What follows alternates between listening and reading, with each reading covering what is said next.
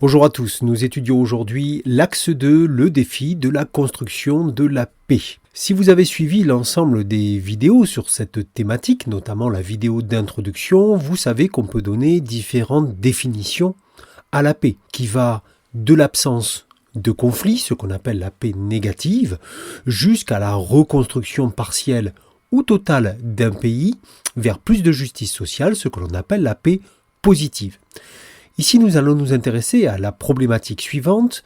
Quels sont les différents moyens mis en œuvre pour construire la paix dans le monde? Tout d'abord, voyons que le traité de paix est un outil privilégié. En effet, le traité de paix est un acte traditionnel de la paix. En droit international, un traité est un accord conclu entre deux souverainetés. Par ailleurs, traditionnellement, relevez bien que le fait même de pouvoir signer un traité est un des attributs de la souveraineté.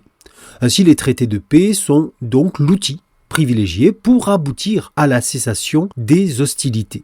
Depuis l'Antiquité, il y a eu ainsi de très nombreux traités de paix, même si l'on doit noter que certains d'entre eux, peut-être la plupart, n'ont abouti qu'à une paix tout à fait partielle et n'ont pas forcément empêché la reprise des hostilités. Voyons tout de suite un exemple plus précis pour bien comprendre le mécanisme du traité de la paix. Faire la paix par les traités, l'exemple des traités de Westphalie, 1648. Voyons tout de suite qu'est-ce que ces traités. Les traités de Westphalie sont un ensemble de textes de paix qui mettent fin à la guerre de 30 ans qui a divisé les États européens de 1618 à 1648.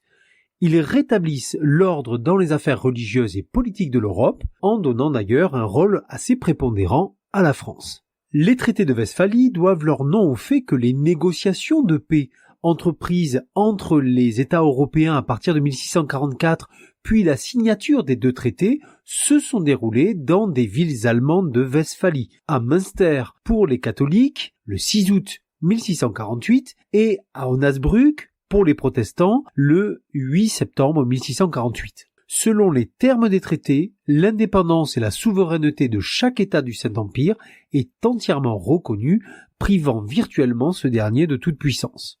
Il y a des clauses territoriales très importantes, mais ce qui va nous intéresser surtout ici, ce sont les clauses relatives aux affaires de religion, qui comprennent l'interdiction de toute persécution religieuse en Allemagne et la confirmation du traité de Passau de 1552 et surtout de celle de la paix d'Augsbourg de 1555. Les traités stipulent que la religion de chaque État allemand doit être déterminée par celle de son souverain catholicisme, luthéranisme ou calvinisme. Une clause particulière stipule qu'un prince qui change de religion s'expose à perdre ses terres.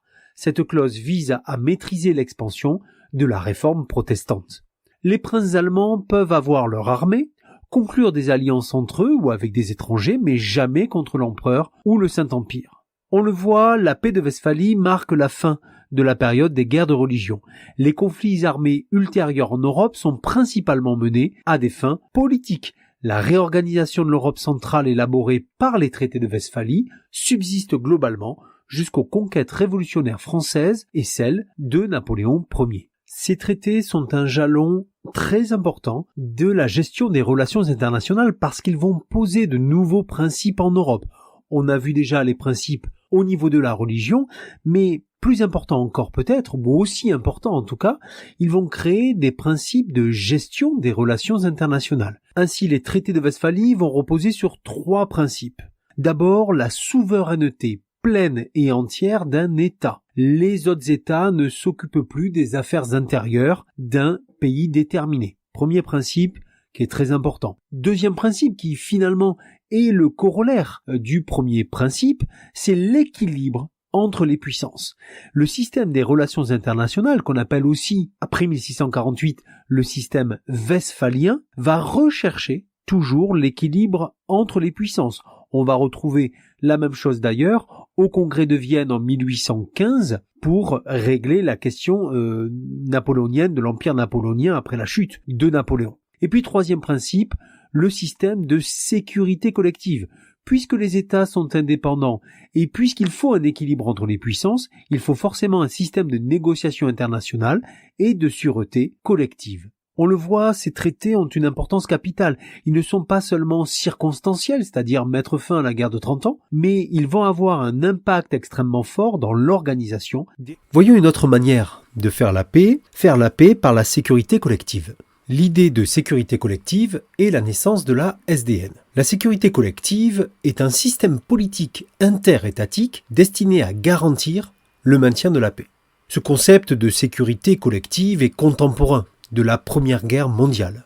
Vous le savez, ce conflit s'est singularisé de tous ceux qui l'ont précédé, tant par sa durée que par son extension géographique, le nombre de belligérants qu'elle a opposés, ou encore le nombre de victimes et l'ampleur des destructions qu'elle a engendrées. Mais cette guerre a également montré l'inefficacité de la diplomatie secrète, qui est en partie tenue responsable du déclenchement de la guerre. L'ensemble de ces éléments accrédite l'idée que la sécurité des nations ne peut être garantie que dans un cadre collectif, qui permet alors d'instaurer un ordre international capable de mettre fin aux velléités bellicistes des États. En 1918, le président américain Wilson, dans sa déclaration en 14 points, met l'accent sur la nécessité de renoncer à la pratique de la diplomatie secrète et de créer la Société des Nations. Ces propositions vont trouver un écho diplomatique dans le traité de Versailles de juin 1919. En effet, la notion de sécurité collective est à l'origine de la création de la Société des Nations, la SDN, en 1920. Cette institution internationale représente la première tentative de prévention et de règlement des conflits à une échelle internationale susceptible de mettre fin aux négociations bilatérales dont on a pu mesurer l'échec lors de la guerre. Pourtant, malgré un climat favorable à la mise en place d'un tel système et la résolution pacifique de quelques conflits mineurs, l'activité de la SDN se solde globalement par un échec. Nous pouvons voir donc maintenant l'ONU et la sécurité collective. Après la Seconde Guerre mondiale, une nouvelle conception de l'idée de sécurité collective se fait jour. Elle trouve une concrétisation dans la création de l'Organisation des Nations Unies, l'ONU. En effet, tirant les leçons de la SDN, Roosevelt et Churchill vont s'attacher à édifier des règles de fonctionnement de la sécurité collective qui préservent les vaincus de toute volonté de revanche. Ces règles sont édictées dans la Charte de l'Atlantique qui énonce les principes appelés à gouverner la future institution internationale. En effet, alors que la SDN s'était astreinte à considérer chacun de ses membres sur un pied d'égalité, l'ONU va plutôt prendre soin de ne pas ignorer les rapports de force nés de la Seconde Guerre mondiale. C'est ainsi que le Conseil de sécurité est composé de membres permanents, les 5 grandes puissances qui ont gagné la guerre, qui sont seuls à disposer d'un droit de veto et que viennent compléter 6 autres membres qui siègent par rotation.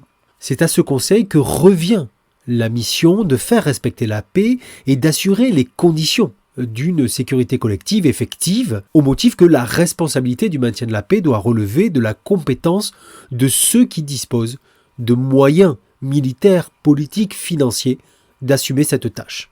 Bien entendu, jusqu'en 1989 ou 1991, la sécurité collective a dû se plier aux aléas de la guerre froide. Dans les années 2000, l'institution onusienne est marquée par la personnalité de Kofi Annan. Kofi Annan est un diplomate ghanéen qui fut secrétaire général de l'Organisation des Nations Unies de 1997 à 2006. Kofi Annan a exercé l'ensemble de sa carrière au sein de l'ONU.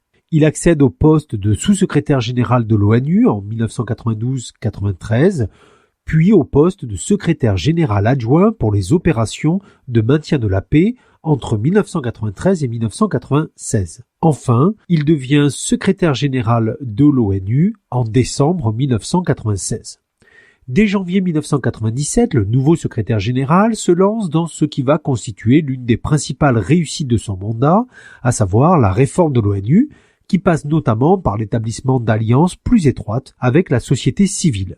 Mais dès les premiers mois de 1997, il est confronté à la question des réfugiés du Zaïre. La stature du nouveau secrétaire général s'affirme, se renforce à l'occasion de la crise qui oppose de décembre 1997 à février 1998 l'Irak au Conseil de sécurité de l'ONU et plus spécifiquement aux États-Unis à propos de la mission de désarmement et des conditions de son exercice. Kofi Annan est réputé pour user à la fois de diplomatie grâce à ses capacités d'écoute et de compréhension, mais aussi de fermeté quant au maintien des principes. Il réussit ainsi à désamorcer cette crise.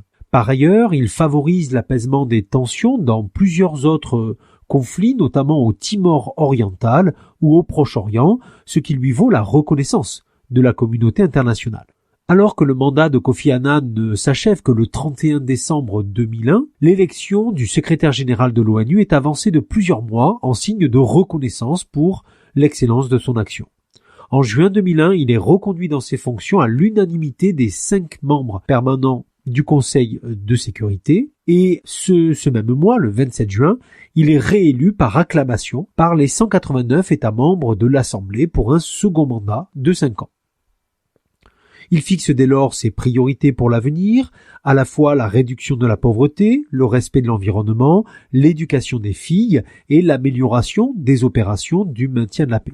En octobre 2001, Kofi Annan se voit décerner le prix Nobel de la paix conjointement à l'Organisation des Nations Unies. Cette distinction, qui récompense la compétence du secrétaire général, est saluée comme un message de paix dans le monde entier. Il gagne également une autorité morale lorsqu'il assume publiquement l'échec honteux, dit-il, de l'ONU à empêcher le génocide rwandais et le massacre de Srebrenica en Bosnie. Très vite, le second mandat de Kofi Annan est marqué par un environnement international qui change du fait des grands attentats terroristes. Il va alors s'opposer aux États-Unis en septembre 2004, notamment lorsqu'il déclare comme contrevenant à la Charte des Nations Unies et illégale l'invasion de l'Irak menée par les États-Unis pour renverser le régime de Saddam Hussein. Ses relations avec l'administration américaine ne cessent alors de se détériorer en critiquant très sévèrement l'unilatéralisme américain. En 2005, confronté à la montée des critiques, Kofi Annan entend mener jusqu'au bout une vaste réforme de l'ONU. Lors de la 60e Assemblée générale de l'ONU en septembre 2005, il ne parvient pas à faire adopter la mesure phare de son projet, c'est-à-dire l'extension du Conseil de l'ONU de 15 à 24 membres. La fin de son mandat, alors que la communauté internationale semble incapable de surmonter ses divisions, voit surtout l'accent mis sur la nécessité de régler le conflit israélo-palestinien. L'accent est également mis sur la défense des droits de l'homme, la lutte contre la prolifération des armes de destruction massive, sur l'accompagnement de la mondialisation ou encore sur la protection de l'environnement. Kofi Annan est décédé en août 2018.